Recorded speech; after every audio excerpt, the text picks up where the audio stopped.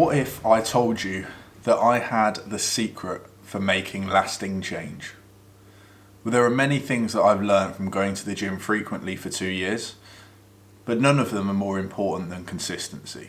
If you look at any person with a level of success or a good body or anything like that and ask them how long they've been working at it, I can guarantee you they'll say more than a year. Taking the example of someone with a good body, if you also then ask them how often it is that they go to the gym and they work out, I can almost guarantee that they'll say more than 3 times a week. I can say this with some certainty because one thing that I've learned is that in order to make some change, you have to make frequent, regular efforts towards that goal.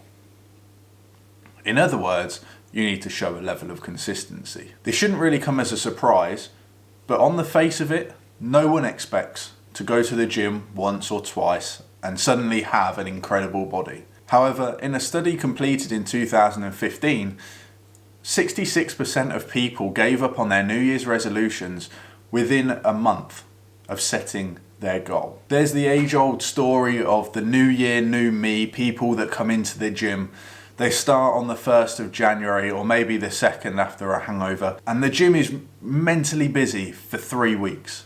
And then all of a sudden, it goes straight back to being the same people that were there September through December of the previous year. So if we know that consistency is the key to change, how do we make that consistency easier? When I started at the gym, I had a goal in mind. I wanted to have a good body and I wanted to be stronger than I currently was. But those goals weren't going to change my behavior. I was still eating lots of rubbish food.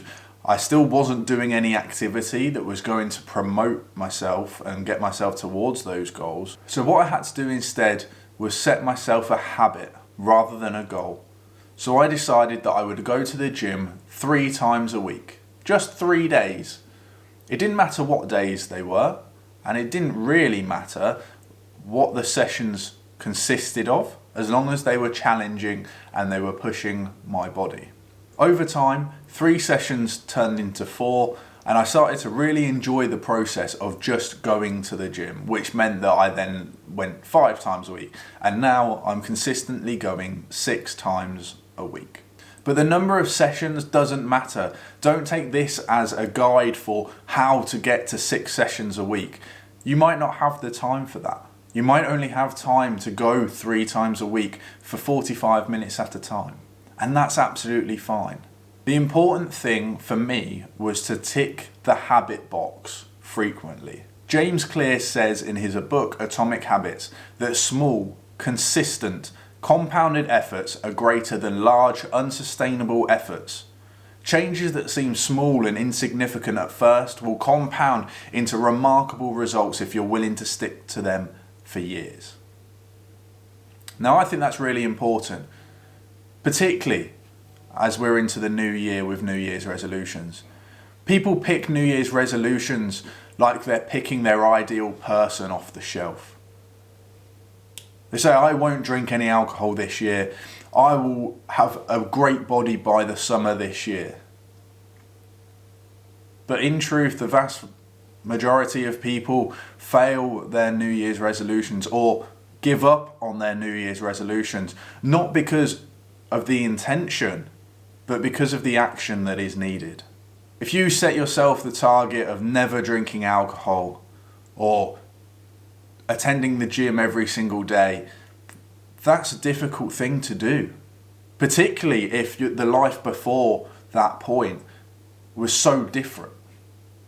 This is why going to the gym 3 days a week becomes quite a simple thing to do. All you have to do in less than half the days that you wake up is decide that you're going to go to the gym that day. That's easy, right? James Clear supports this idea with the mathematical evidence that if you improve by 1% each day, across the span of a year, you improve 37 times how you started. You become 37 times better than you on January the 1st if you improve 1% per day. Think about what you could improve by 1% today. That could be stepping into the gym. Or it could be checking in on a friend, sending them a message, seeing how they are. See, consistency doesn't have to stick with just being at the gym. It can come in all facets of your life. The main gym that I go to for my sessions is a Pure Gym based in Peterborough. And on the wall near the changing rooms, they have in big letters, progress, not perfection. And I think that's really important. Because nothing is linear in this life. Nothing goes exactly the same way every single day. And so perfection is something that we can't strive for. We could never be perfect. We are imperfect beings. But we can strive for progress. And by making those 1% each day, we are making progress.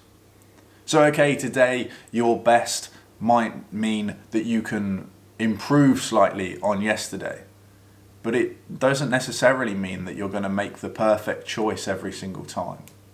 I want to give you an example of someone who has used consistency and constant practice to better their life.